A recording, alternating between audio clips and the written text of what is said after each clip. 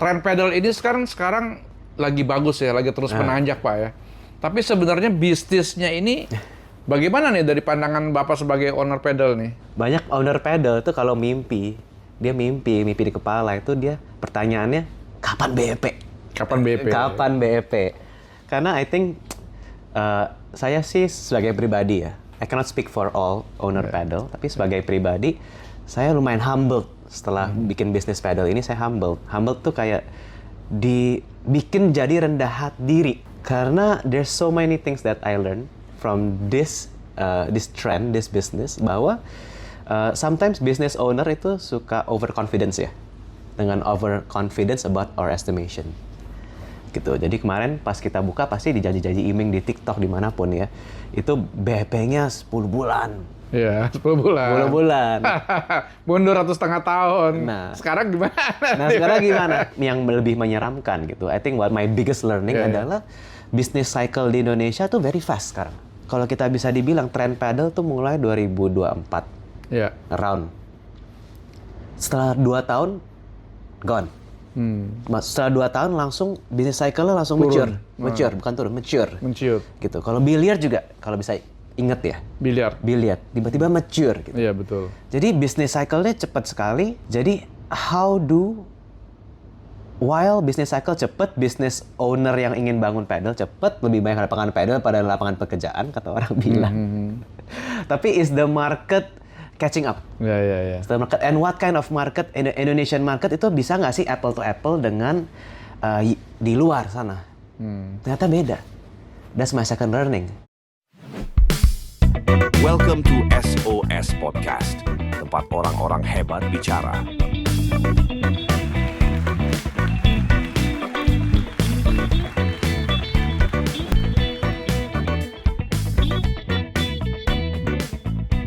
Welcome to SOS Podcast, Synergy Open Talk Session, tempat orang-orang hebat bicara. Hari ini kita kedatangan Pak Axel Q, owner dari Batavia Sports Club. Itu lokasinya di PIK 2 ya? PIK di 1. Muara Baru. Di Muara Baru. Ya Pak, bisa teruskan, lanjutin Pak ceritanya Pak. Aduh, ini kayak saya buka kartu nih sebenarnya. Buka kartu. Iya. Karena kebetulan saya emang dari dulu tuh udah di sports industry. Jadi dari pedal, dari sebelum pedal udah ada sports business lainnya. Oh. Gitu. Jadi lumayan pemahaman tentang the return ROI dari sports industry itu cukup lama memang. Iya. Tapi karena ada pedal ini anomali. Cepet banget ya? Iya, ini anomali di mana jadi saya menjadi humble gitu, dihumblekan oleh situasi bahwa dibikin rendah diri karena ternyata as business owner kan kita bisa overestimate our capability. Gitu, overestimate. Jadi over optimistic. Iya, kan? Tapi optimistic. ternyata cycle bisnis di Indonesia yang paling menyeramkan tuh bukan kapan BEP, tapi in general cycle bisnis di Indonesia tuh makin cepat mature-nya gitu. Cepat berubah ya? Cepat berubah. Bayangin dalam 2 tahun udah berubah trennya. Iya. Udah shifting, udah mature. Iya. Gitu. Jadi sebagai business owner, kita bagaimana sih untuk sustain? Iya. Gitu. I think that's the next question sih. Iya. Gitu. Kalau dari Bapak gimana menurut Bapak gitu? Pedal ya. Jadi trennya dari tadinya orang FOMO kan, main pedal, wah menarik ya kan. Terus mulai harus ada makanan. Mulai lagi muncul harus ada restoran. Muncul lagi mesti ada salon. Muncul lagi ada spa. Gila kan, saya bilang, aduh, muncul lagi yang terbaru adalah mesti ada fisioterapi. Ada fisioterapi, kan? benar. Saya bilang, cepet tuh dari orang main hobi main, tiba-tiba, wah sekarang lama-lama yang cuma punya lapangan pedal yang dulunya dia menang, itu jadi kadaluarsa. Kadaluarsa, iya. Kalah sama yang punya modal yang dia bisa siapin segala macam. Iya. Segala macam. Cycle-nya jadi berubah ya, jadi dari main, dari jadi lifestyle, terus sekarang mesti ada fasilitas yang jor-joran. Iya, dan belum tentu juga orang mau ke salon di situ terus kan? Nah, istilahnya. Benar. Jadi yang menarik lagi itu benar Pak, itu benar-benar kita pikir ya sebagai owner itu sebenarnya ini product driven. Bahwa kalau kita jual lapangan pedal kan produknya sebenarnya itu. Lapangan pedal yang misalnya kita kalau di Batavia itu kita panoramic full. Kita betul very confident gitu. Kalau kita yang satu-satunya punya panoramic. Panoramic yang yang paling nggak kaca frameless gitu. Tapi ternyata banyak brand keluar, banyak lapangan lain keluar, mereka berani invest yang bener di Spain. Kayak paddle court yang di Spain gitu. Jadi Spanyol, awal mulanya paddle ya. Iya, itu mahal sekali. Itu bisa seharga hampir 600 juta ya. Wow. Bisa 600 juta satunya ya. Tapi dengan berpikir bahwa kalau produk inti kita itu bagus, lapangan kita bagus, orang will pay a premium. Iya. Tapi ternyata Indonesia tuh culture nggak bisa dirubah loh. Hanya sedikit orang yang akan pay a premium for service di Indonesia. Ternyata kita bukan produk, kita service business. Iya. Lapangan padel tuh bukan produk ya, the service is the business. Ada nggak sih yang mau main padel 600.000 gitu? Iya. Pasti ada, tapi seberapa orang? Berkurang ya. Berapa orang gitu. Tapi on the other side adalah kenapa tren ini mulai? Karena orang Indonesia juga cenderung bisa overspending konsumtif. Ya gitu sih menurut saya. Iya. Pak, belakangan ini kan lapangan pedal ini kan bermunculan di banyak kota ya, bukan hanya di Jakarta ya Pak. Kan siklusnya dari Jakarta dia berubah ke daerah. Iya. Daerah berubah ke daerah yang lebih kecil. Benar. Tapi tentu daya belinya kan beda ya Pak. Beda. Sedangkan cost-nya itu tetap tinggi ya Pak. Tetap tinggi. Nah, pandangan Bapak gimana nih Pak? Of course kalau misalnya kita punya karena business is maturing very fast. Artinya business mature apa sih? Business mature artinya adalah siklusnya udah menurun. Siklusnya menurun, expectation customer udah terbuild. Gitu. Paddle court minimal harus punya fasilitas ini. Gitu kan. Karena dia udah ngerasain yang enak seperti apa. Iya. Gitu. Jadi yang untuk bisa orang yang business owner yang bisa memprovide fasilitas itu tentu cash flow-nya harus capital intensif-nya, capital harus besar. Betul. Dan cash flow untuk menjaga bisnis itu untuk survive itu harus ada. Iya. Gitu. Kebetulan kita di Batavia Sports Club gitu. Kita sangat aware, pasti pas kita buka juga kita sangat aware. Ini pasti banyak nih kompetitornya. Kompetitor banyak Pak. Kompetitornya. Udah siap belum? Udah siap belum? Itu pertama udah siap belum? And then kedua, strategi kita masuk ke market itu seperti apa? Iya. Tapi yang paling harus ditanya itu kita mau keluar duit berapa buat capital? Iya betul. Kita harus tangible gitu. Kamu mau keluar modal berapa? Kapan baliknya? Kapan baliknya? Kapan untungnya? Diferensiasinya apa? Kan orang saya bilang diferensiasinya apa gitu. Tapi sebenarnya sekarang business owner kacamata udah harus lebih konservatif. Udah bukan ngawang lagi. Misalnya diferensiasi kita ada lounge, ada apa-apa. Konservatif. In our area, jadi sektoral nih ya? Dari sektoral, very sektoral. Di 5 km ini, mereka biasanya olahraga bayar berapa sih? Iya, betul itu Pak. Olahraga nge-gym bayar berapa sih? Iya. 600.000. Mau kalau ditawarin nge-gym 2 juta, mau nggak? Warga 5 km ini suka olahraga nggak sih? Betul. Gitu. Betul. Jadi kalau kalau di luar kota, mungkin lebih kecil lagi skopnya ya? Iya, betul. Karena mungkin daya belinya lebih rendah. Daya beli lebih rendah. Kecuali di tengah kota ya? Tengah kota, mungkin. Karena ada juga tren di luar kota itu banyak youngsters-nya di sekolahkan luar negeri, mereka malah migration. Kan Jakarta kan is a migration economy semuanya migrate ke capital. Jadi harus benar-benar very careful ya. Saran saya ke business owner yang memang ingin invest di luar kota, itu dalam radius 5 km kamu, berapa sih sebenarnya realistically ya? Karena itulah yang jadi captive market. Iya. FOMO-nya akan hilang. Awalnya FOMO dulu kan? Iya. Wah, di kota Palu misalnya belum ada FOMO kan. Perlahan-lahan orang ngikut. Akhirnya Bapak mesti radius 5 km itu, akhirnya mesti ikutin itu kan. Ikutin itu. Karena cycle-nya kan akan turun dia. Iya. Dan surprisingly kan misalnya saya tuh di Batavia Sport itu di Muara Baru. Iya. Sebenarnya dia sebelahan Pluit ya. Sebelahan tapi bukan di Pluit. Iya. Itu rent per rate. Tanahnya juga udah beda di Pluit, Peak dan Muara Baru. Itu jadi consideration loh. Strategi kamu gimana? Kayak banyak, jujur saya buka kartu ya kalau owner di Alam Sutra atau di Gading Serpong itu ketar-ketir. Karena supply offline-nya terlalu banyak di sana. Supply offline terlalu banyak, marketnya ternyata tidak main siang. Suami istri kerja, jadi kapan mainnya? Suamian sore. And then we are not, kita nggak mau bayar premium untuk service, jarang orang. Nggak apa-apa. Ngemper dikit nggak apa-apa, Pak. Iya, betul. Jadi dia 200.000, fine. Court yang panas dikit nggak apa-apa, fine. Pak, saya mau tanya lagi nih Pak, dengan semakin banyaknya lapangan pedal baru nih Pak, apakah para owner merasa tertantang atau justru merasa ketar-ketir nih dengan persaingan ini kan mulai terjadi nih sekarang kan? Iya, Ini gara-gara ini lucunya gini nih Pak, Iya. baru mau opening Udah ditutup segel. mati itu cuma bisa di Indonesia itu Pak. Emang. Baru mau opening ditutup gitu. Iya. Karena seringkali mungkin menggampangkan ya. Rule-rule-nya yang resmi, ya udahlah kita begini supaya bisa hemat, murah, kita untung lebih besar. Sekarang tuh banyak, saya lucu, saya kan dulu profesional gitu kan. Iya.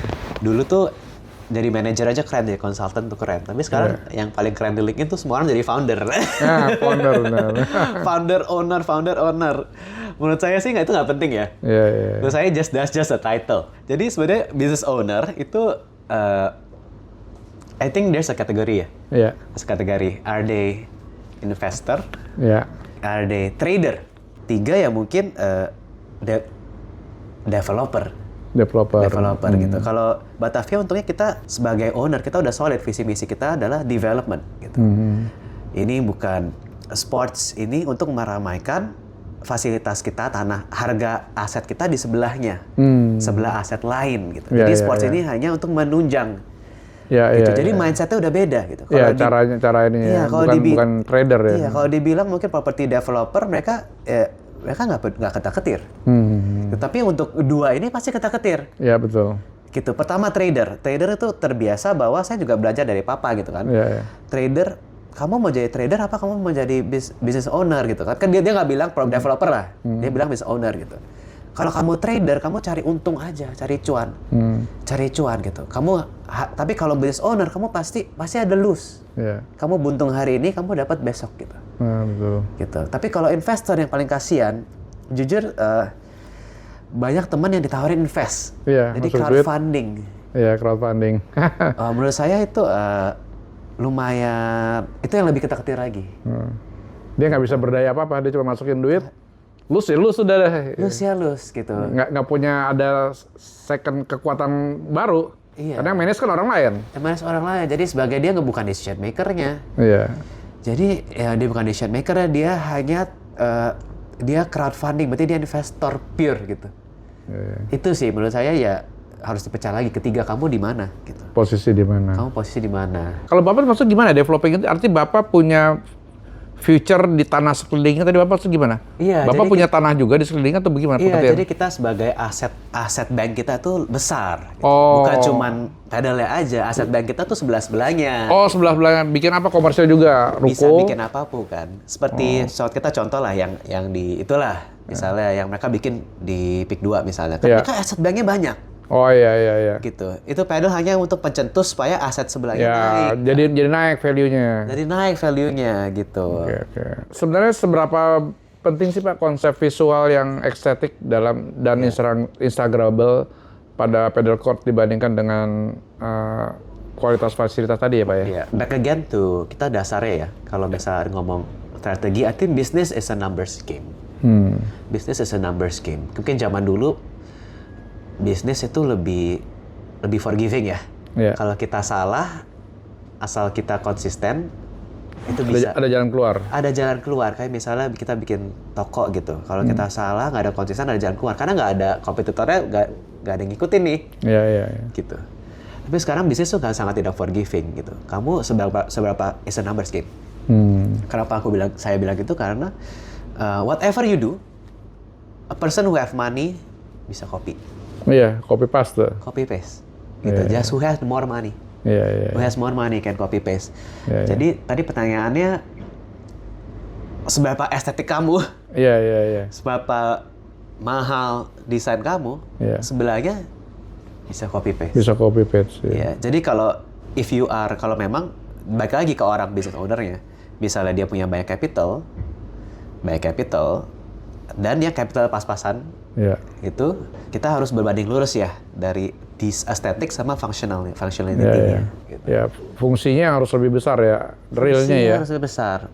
Ini saya kalau fasilitas itu bisa pudar.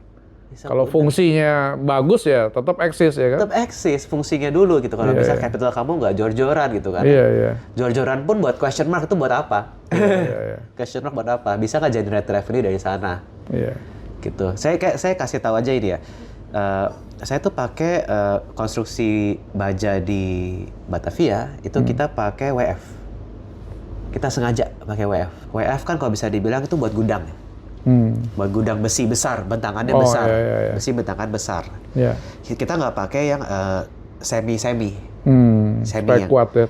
Kenapa? Karena kita lihat fungsinya dan kita lihat fungsinya. Iya. Gitu. Fungsi ini dia bisa tahan untuk Berapa lama? 20 tahun. 20 tahun. And reusability-nya ada. Kalau misalnya space ini berubah jadi gudang atau apa bisa.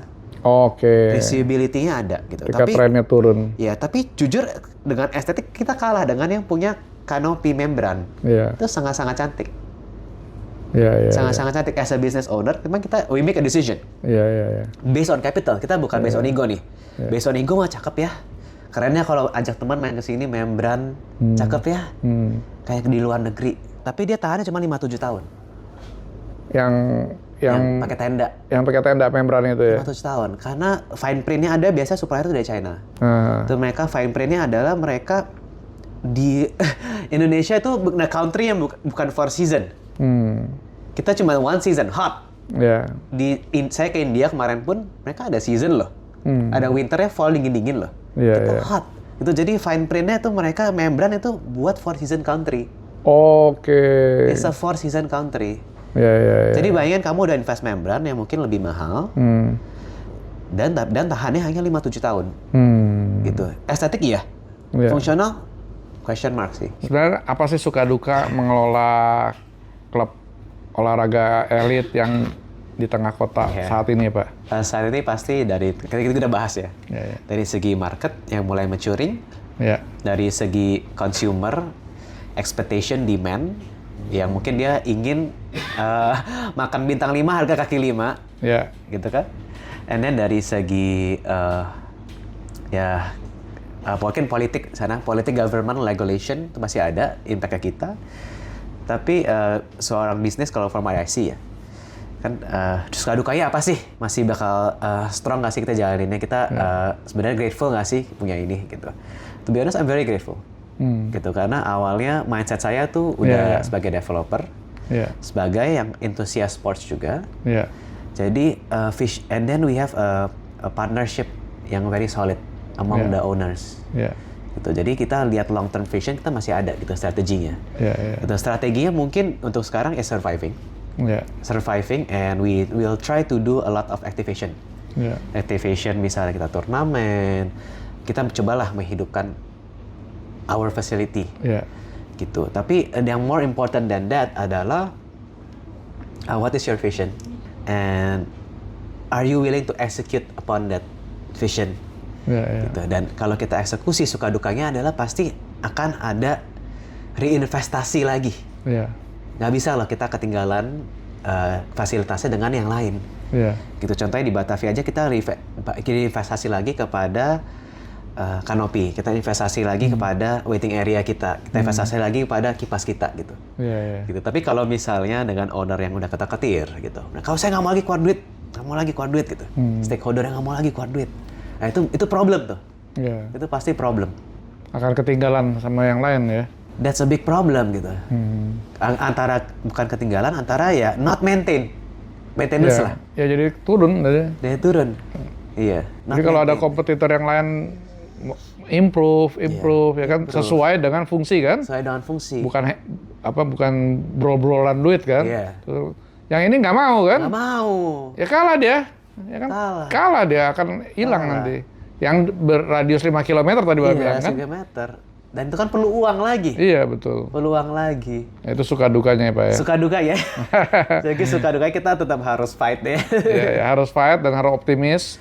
Dan harus cari terobosan baru, Pak. Terobosan baru. Harus tetap reinvest duit lagi. Betul, gitu. Harus invest lagi. Ya. Oke, terima kasih Pak Excel untuk waktunya hadir di SOS Podcast. Oke, Pak Excel, terima kasih sudah hadir di SOS Podcast. Ini ada kenang-kenangan dari sponsor dari Onassis Bellucci, Pak. Oh, thank you.